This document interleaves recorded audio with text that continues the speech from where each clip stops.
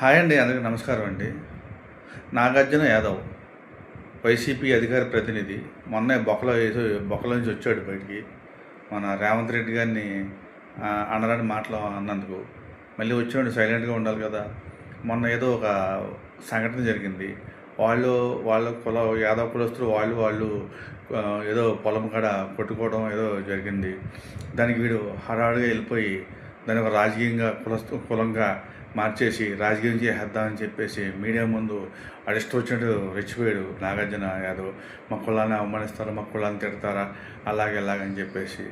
సరే, కులం బాగానే గుర్తుంది నీకు, కానీ కులం రాజకీయం చేయడంలో కులం నీకు గుర్తుంది. కానీ మొన్న సిదిరి అప్పలరాజు కొడుకు మీ కులస్తుడిని గుద్ది చంపాడు, మన దానయ్య అనే వ్యక్తిని. అప్పుడు మీ కులం గుర్తు రాలేదా నీకు? అప్పుడు కులం గుర్తు రాలేదా? అంటే అది రాజకీయం కాదు. అది ఏంటంటే గుద్దోడు వైసీపీ వాడు, చనిపోయినాడు మీ కులస్తుడు, కానీ ఇక్కడ రాజకీయం అవ్వదు. ఇది అవ్వద్దు. ఏంటంటే ఇక్కడ కులం రెచ్చగొట్టడం, నీళ్ళు కొట్టుకోవడం వల్ల అలా తిడుతున్నారు అంతా రెచ్చగొట్టి దీన్ని రాజకీయం చేయడం. ఇది మీ రాజకీయం, వైసీపీ రాజకీయం.